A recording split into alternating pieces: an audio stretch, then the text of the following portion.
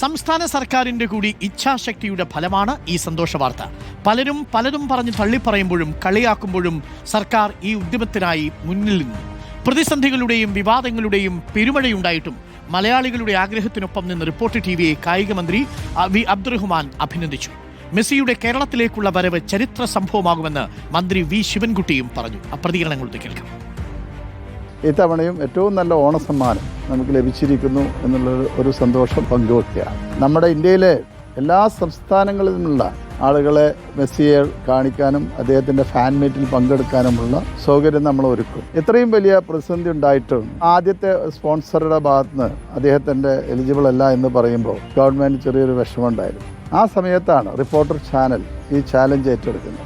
കാരണം ഇത്രയും വലിയ പണം മുടക്കി സർക്കാരിൻ്റെ ഇത്രയും വലിയൊരു ആഗ്രഹം, കായിക പ്രേമികളുടെ ഇത്രയും വലിയ ആഗ്രഹം നടത്തി കൊടുക്കാൻ അവർ മുന്നോട്ട് വന്നു എന്നുള്ളതാണ്. ആ ഒരു ചാലഞ്ച് ഏറ്റെടുക്കാൻ റിപ്പോർട്ടർ ടി വി തയ്യാറായി എന്നുള്ളത് ഞങ്ങളെ സംബന്ധിച്ചിടത്തോളം, വലിയ കായിക പ്രേമികളെ സംബന്ധിച്ചിടത്തോളം, ഫുട്ബോൾ പ്രേമികളെ സംബന്ധിച്ചിടത്തോളം ഏറ്റവും സന്തോഷമുള്ള കാര്യമാണ്.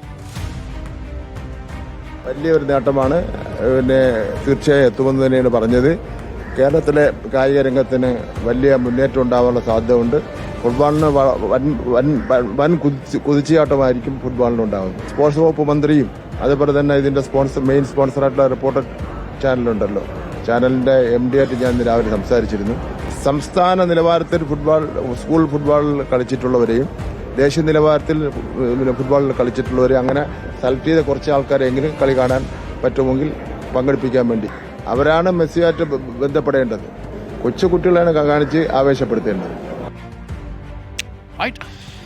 പ്രൊജക്ട് യാഥാർത്ഥ്യമാക്കാൻ, ഈ വമ്പൻ പ്രൊജക്ട് യാഥാർത്ഥ്യമാക്കി സർക്കാരിനും റിപ്പോർട്ടർ ടിവിക്കും AFA മാർക്കറ്റിംഗ് മാനേജർ നന്ദിയും പറഞ്ഞിട്ടുണ്ട്.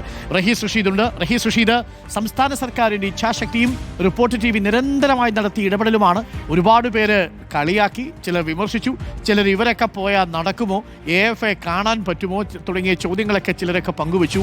ഇന്നിപ്പോൾ വാർത്ത വന്ന സമയത്ത് അർജന്റീന വരുന്നുണ്ട് കേട്ടോ എന്ന ലെവലിലേക്ക് മാറിയിട്ടുണ്ട്. എന്തായാലും അതൊരു വലിയ ഊർജ്ജമാണ് സർക്കാരിനെ സംബന്ധിച്ചും നമ്മളെ സംബന്ധിച്ചും കായിക ലോകത്തെ സംബന്ധിച്ചും. റഹീസ് റഷീദ്, അരുൺ, മെസ്സി വരില്ല എന്ന തെറ്റായ പ്രചരണം ചില മലയാള മാധ്യമങ്ങൾ നടത്തിയ സമയത്ത് ഏറ്റവും അധികം പ്രതിസന്ധിയിലായ ഒരാൾ കായിക മന്ത്രി വി അബ്ദുറഹ്മാനാണ്.